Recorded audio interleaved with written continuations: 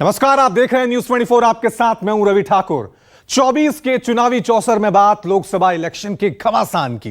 लोकसभा चुनाव का चौथा चरण सोमवार को खत्म हुआ और पिछले 3 चरणों की तरह इस बार भी वोटिंग परसेंटेज ने इलेक्शन कमीशन को निराश किया। शाम 5 बजे तक के आंकड़ों के मुताबिक 10 राज्यों में हुए चौथे चरण के चुनाव में कुल 67.65% वोट पड़े। हालांकि कम वोटिंग के बाद भी नेता और पार्टियां अपनी जीत का दम भर रहे हैं और 5वें चरण के चुनाव में खुद को अव्वल साबित करने की कोशिश में जुटे हैं। लेकिन सच्चाई यह है कि मुकाबला कड़ा है। यही वजह है कि हम भी कह रहे हैं 5वें फेज की फाइट कितनी टाइट।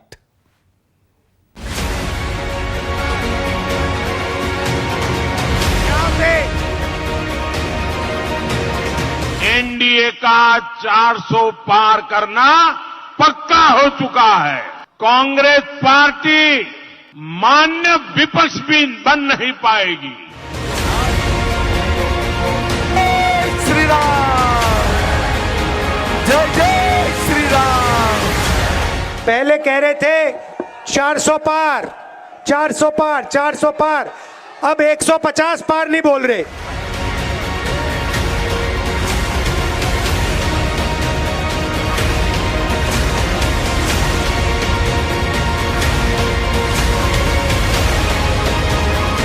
का फोकस उत्तर और पश्चिम भारत के राज्यों पर है। चौथे चरण में कई सारे दिग्गजों की किस्मत दांव पर थी। 10 राज्यों के 96 लोकसभा सीटों के लिए 1717 उम्मीदवारों की किस्मत ईवीएम में कैद हो चुकी है। 5वें चरण के लिए अब राजनीतिक दलों में जोर आजमाइश का दौर भी शुरू हो गया है। उत्तर प्रदेश, पश्चिम बंगाल, महाराष्ट्र में गठबंधन दलों ने अब तक के 4 चरणों के चुनाव में अपने अपने पक्ष में ज्यादा से ज्यादा सीटें होने का दावा पेश कर रहे हैं, जिससे बचे हुए चरणों में उनके पक्ष में माहौल बनाया जा सके। पिछले 3 चरणों की तरह चौथे चरण में भी मतदान का प्रतिशत कम ही रहा। कम वोटिंग परसेंट ने एनडीए और इंडिया दोनों गठबंधनों के टेंशन को बरकरार रखा। चौथे चरण के चुनाव में कई बड़े चेहरे जनता के दरबार में मौजूद थे। चौथे चरण में बिहार का बेगूसराय और समस्तीपुर सीट चर्चा में रही। बेगूसराय लोकसभा सीट से नरेंद्र मोदी के करीबी और केंद्रीय मंत्री गिरिराज सिंह दूसरी बार चुनावी मैदान में। यहां गिरिराज सिंह का मुकाबला भारतीय कम्युनिस्ट पार्टी के अवधेश राय से है। बेगूसराय लोकसभा सीट पर कुल मिलाकर 10 उम्मीदवार किस्मत आजमा रहे। 2019 के चुनाव में बेगूसराय सीट पर भारतीय कम्युनिस्ट पार्टी की ओर से कन्हैया कुमार और राष्ट्रीय जनता दल की ओर से तनवीर अख्तर मैदान में और 2019 में बीजेपी के गिरिराज सिंह 4,22,000 से अधिक मतों से चुनाव जीते थे।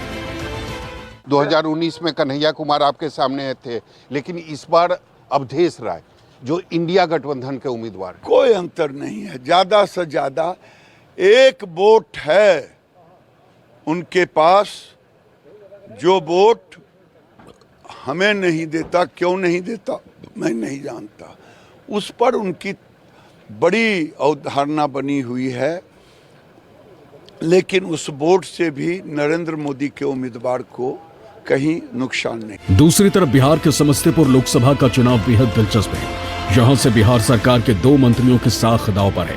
बिहार सरकार के मंत्री अशोक चौधरी ने जहां अपनी बेटी शांभवी चौधरी को लोक जनशक्ति पार्टी के टिकट पर मैदान में उतारा, तो वहीं दूसरी तरफ बिहार सरकार के एक और मंत्री महेश्वर हजारी ने अपने बेटे सन्नी हजारी को महागठबंधन की ओर से मैदान में उतारा। दोनों नेताओं ने अपने बेटे और बेटी को जिताने के लिए पूरी ताकत झोंक रखी। हमने हमेशा कहा था युवा शक्ति नारी शक्ति के रूप में हम ये चुनाव को लड़ रहे हैं और आप ये कह सकते हैं कि मेरा मन बिल्कुल भयभीत नहीं है। जिस तरह का प्यार और आशीर्वाद हमें मिला है पिछले कई दिनों से, जो हम प्रचार में हैं और लगातार प्रचार में थे, घंटों प्रचार में थे, उसमें जो प्यार, आशीर्वाद, सम्मान, समर्थन, जो भी आप उसको बोलना चाहें, जो हमें मिला है, वो उसकी तुलना नहीं की जा सकती और हमें पूरा यकीन है कि वो आज मतदान में कन्वर्ट हो जाएगा। चौथे चरण के चुनाव में हैदराबाद सीट भी शामिल थी। हैदराबाद की लोकसभा सीट को ओवैसी परिवार की परंपरागत सीट माना जाता है। ऐसे में ओवैसी के खिलाफ जीत का गणित तैयार करने के लिए बीजेपी ने माधवीलता को ओवैसी के खिलाफ उतारा। हालांकि राजनीति के जानकारों का मानना है कि ओवैसी को टक्कर देना बीजेपी और माधवी लता के लिए आसान नहीं होगा। और चुनाव के बाद ओवैसी भी जीत को लेकर कॉन्फिडेंट नजर आए। हम जनता से अपील कर रहे हैं, तेलंगाना, आंध्रा, उड़ीसा जहाँ जहाँ चुनाव हो रहे हैं, कि देश के लिए, अपने प्रदेश की तरक्की के लिए, अमन के लिए वोट डालिए। इंडिविजुअल्स के लिए मत डालिए। इंडिविजुअल देश से बड़ा नहीं होता।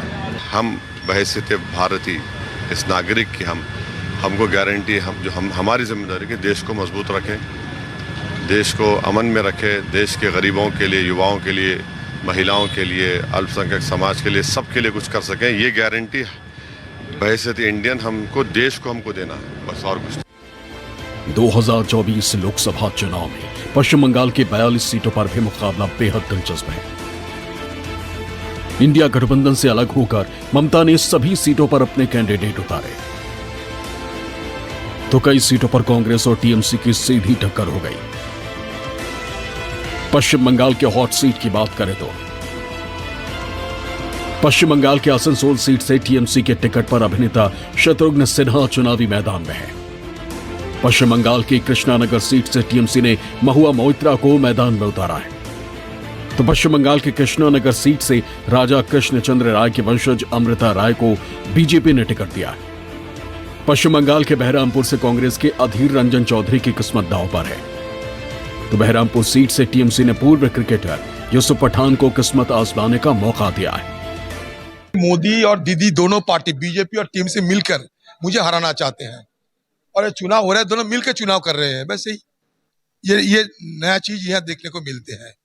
यहाँ दीदी और मोदी से कोई दुश्मनी नहीं। जब तक मुझे हराने की सवाल होते हैं तो मोदी और दीदी में मिली भगत सब हो रहे हैं। यूसुफ पठान आए हैं, कितना चैलेंजिंग है? चैलेंजिंग है क्या? कुछ नहीं चैलेंजिंग है। किसने बार बताओ? I don't care a fig for him, I don't care a fig for another one. My fight is against that party, it is the parties ideology, against TMC, against BJP. युवा पीढ़ी के लोग, younger generation भर के बढ़ के जिस तरह भाग ले रहे हैं चुनाव में, इस बात को फिर से साबित करता है कि बंगाल तो सबसे महत्वपूर्ण है ही, लेकिन बंगाल की जो लीडर है या लीडरशिप है, यानी ममता जी के मामले में भी ये साबित कर चुका है कि ममता जी पूरे देश में अव्वल नंबर की रोल मॉडल है।